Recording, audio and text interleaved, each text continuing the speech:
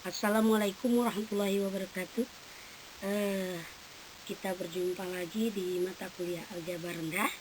Untuk pertemuan kelima ini kita akan membahas tentang harga-harga ekstrim. Sebelumnya kita telah mempelajari tentang nilai atau harga ekstrim, yaitu menggunakan bentuk dari fungsi kuadrat. Nah, kali ini nanti kita akan menggunakan dalil penjumlahan dan dalil perkalian. Oke, coba kita ingat kembali fungsi kuadrat yaitu berbentuk apa? Ya, betul ya, Y sama dengan AX kuadrat plus BX plus C. Masih ingat nilai ekstrimnya? Pernah kita bahas minggu yang lalu, yaitu D per negatif 4A, dimana D adalah diskriminannya B kuadrat min 4AC. Dia akan memiliki ekstrim maksimum untuk A-nya negatif atau kurang dari 0, dan dia minimum jika A-nya lebih dari 0. Misalkan kita punya dua bilangan. Katakanlah bilangan pertama itu X, bilangan kedua yaitu Y. Nah, jika X tambah Y sama dengan K, artinya jumlahnya tetap, ya, atau saya tulis Y sama dengan K min X, maka hasil kalinya adalah X dikali K min X. Saya tulis misalkan hasil kalinya Z. Z sama dengan X kali K min X. Kita kalikan diperoleh min X kuadrat ditambah KX. Nah, Z sama dengan min X kuadrat plus KX ini kan bentuk kuadrat, ya, bentuk fungsi kuadrat. Sehingga A-nya min 1, B-nya K, C-nya 0. Maka berdasarkan kemarin yang kita pelajari, maka X-nya min B per 2A atau setengah K. Akibatnya Y-nya adalah setengah K. Dengan demikian harga ekstrimnya adalah tinggal kita kalikan, ya, setengah K kali setengah K, kan Z itu hasil kali, berarti 1/4 K kuadrat. Nah, berdasarkan ini kita akan memperoleh dalil yang namanya dalil penjumlahan, ya. Jadi kita lihat apabila X tambah Y-nya tetap, maka hasil kalinya 1/4 K kuadrat. Atau kita bisa lihat sebagai berikut. Nah, inilah bunyi dari dalil penjumlahan. Apabila dua buah bilangan jumlahnya tetap, maka hasil kalinya akan mencapai maksimum kalau bilangan itu sama besar. Atau boleh saya tulis, jika X tambah Y sama dengan K, maka X akan maksimum apabila hasilnya adalah 1/4 K kuadrat. Kita lihat contohnya sebagai berikut.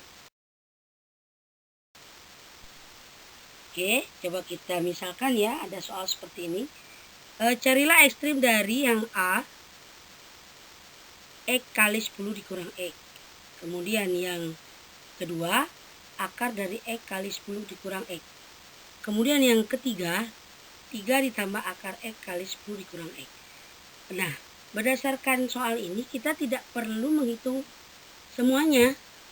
Jadi yang A saja, sehingga yang B nanti akan mengikuti yang A. Kan hasilnya adalah akar dari yang A. Yang C juga ya. Oke, kita lihat ya, yang A adalah X kali 10 dikurang X. Kita misalkan ini ada dua suku atau katakanlah dua bilangan ya, dua suku. Bilangan pertama misalkan X, bilangan kedua misalkan 10 min X. Coba perhatikan kalau kita jumlahkan, berarti X ditambah 10 min X, hasilnya kan 10. Nah, berarti kita pakai dalil penjumlahan karena jumlahnya tetap. Jadi bilangan 1 ditambah bilangan kedua hasilnya tetap. Yang ditanyakan hasil kali, X kali 10 min X. Kapan dia akan maksimum? Ingat dalil yang tadi, dia akan maksimum apabila bilangan pertama sama dengan bilangan kedua. Berarti apa? X sama dengan 10 min X. Sehingga kita peroleh X-nya 5. Nah, dengan demikian, kapan dia ekstrim untuk yang pertama? Ya, kita kalikan. Berarti 5 dikali 10 kurang 5, bilangan 1 kali bilangan kedua, atau hasilnya adalah 25. Nah, berdasarkan dalil penjumlahan tadi, kalau X tambah Y sama dengan K, kapan dia akan hasil kalinya maksimum?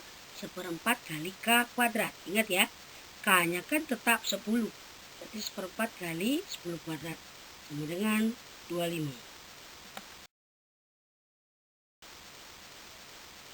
Nah, dengan demikian berarti kita peroleh hasil kalinya yang tadi X kali 10 min X kan sama dengan 25.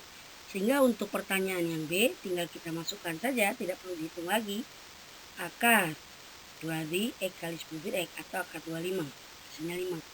Nomor 3 juga sama, 3 ditambah akar 25, itu hasilnya sama dengan 8. Tidak sulit bukan? Oke, kalau tadi kita menggunakan dalil penjumlahan, nah sekarang kita ingin membuktikan dalil dari perkalian. Kalau tadi jumlahnya tetap, nah kalau sekarang dibalik, hasil kalinya yang tetap. Misalkan dua buah bilangan, katakanlah bilangan pertama X, bilangan kedua Y. Hasil kalinya X kali Y, hasilnya adalah K, atau XY sama dengan K. K ini berarti hasil kalinya tetap. Dari sini kita peroleh Y-nya adalah K per X. Nah, kalau kita jumlahkan, ya, berarti X tambah Y sama dengan X tambah K per X. Atau katakanlah penjumlahannya misalkan Z, sehingga Z sama dengan X tambah K per X. Dari sini nanti kita kalikan dengan X kedua ruas, kita peroleh ZX sama dengan X kuadrat plus K. Atau saya sederhanakan, X kuadrat min ZX plus K sama dengan 0. Dari sini kita dapat ini suatu kesamaan bentuk kuadrat. A-nya 1, B-nya min Z, C-nya K. Nah sekarang supaya X-nya adalah bilangan real atau nyata, maka diskriminannya harus positif, ya, atau dia lebih dari sama dengan 0. Kita masukkan B kuadrat min 4AC lebih dari sama dengan 0. B nya tadi kan min Z, kalau dikuadratkan jadi positif. Z kuadrat min 4K lebih dari sama dengan 0. Hasilnya kita peroleh Z kuadrat min 4 lebih dari sama dengan 0. Ini kita faktorkan, jadi Z min 2 akar K, Z kuadrat kan akarnya Z, 4 akarnya 2, K akar K. Nah, nanti kalau dibuat dalam garis bilangan, maka pembuat nolnya adalah 2 akar K min 2 akar K. Arahnya ini ke kiri, yang dihasil sama yang ke kanan. Nah, sekarang kalau misalnya kita lihat, berarti yang min 2 akar K ini kan mentok nih, berarti itu batas maksimumnya yang negatif. Kemudian yang 2 akar K ini batas minimumnya. Nah, bisa kita buat seperti berikut. Oke, nah hasil yang tadi kita peroleh bisa kita buat dalam bentuk kalimat berikut atau kita sebut dengan dalil perkalian. Apabila hasil kali dua bilangan tetap dan positif, maka jumlahnya mencapai maksimum relatif kalau kedua-duanya sama dan negatif.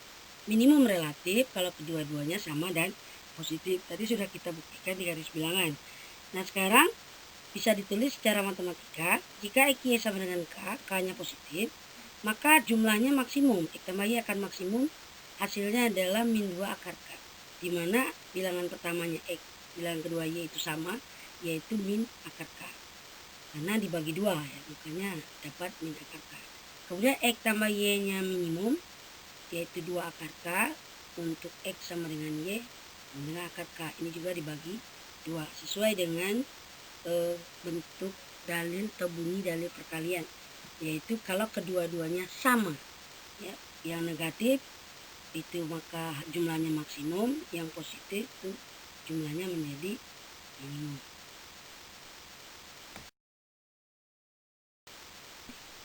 Untuk lebih jelasnya kita lihat contoh sebagai berikut. Carilah ekstrim dari, ya, X min 1 plus 4 per X min 1. Nah kalau ini kan yang ditanyakan ekstrim dari penjumlahan, tapi kita lihat hasil perkaliannya. Misalkan bilangan pertama X min 1, bilangan kedua 4 per X min 1. Kalau kita kalikan, maka X min 1 kali 4 per X min 1 kan tetap, yaitu 4. Berarti pakai dalil perkalian. Kalau dia jumlahnya tetap, pakai dalil penjumlahan. Ini kan hasil kali ya, berarti hasil kalinya yang tetap, pakai dalil perkalian. Nah jumlahnya akan mencapai ekstrim kalau bilangan pertama sama dengan bilangan kedua, atau X min 1 sama dengan 4 per X min 1. Nah kita kuadratkan atau kita sederhanakan, X min 1 kuadrat sama dengan 4, atau X min 1 sama dengan akar dari 4 positif min 2. Nah dari sini kita peroleh X nya ada 2, ada X sama dengan 3, ada X sama dengan negatif 1. Jadi kita ingat kalau untuk negatif 1 maka dia menjadi hasil jumlahnya maksimum ya. Jumlahnya maksimum. Maka untuk X sama dengan min 1, Y maksimum berarti sama dengan min 2 tambah min 2. Kalau untuk X-nya sama dengan 3, dia Y minimum. Masukkan ya bilangan pertama. 3 kurang 1 berarti 2 tambah 2 sama dengan 4. Jelas ya? Oke, demikianlah materi kita untuk pertemuan kali ini. Kita hanya membahas tentang harga ekstrim menggunakan dalil penjumlahan dan dalil perkalian. Hal ini tentunya diharapkan lebih bermanfaat karena tanpa menggunakan rumus atau konsep dari yang kemarin, yaitu min D per 4A. Ya, apakah hasilnya sama? Sebenarnya hasilnya sama, tapi ini kita menggunakan bentuk simetri dari dua variabel. Nah, ini ada bahan diskusi, silakan didiskusikan ya. Semoga sehat selalu. Saya akhiri. Jangan lupa silakan dibaca-baca terus, dipahami terus, bisa dicari literatur lain. Mohon maaf kalau ada kekurangan. Saya tutup. Wabillahi taufiq wal hidayah. Wassalamualaikum warahmatullahi wabarakatuh.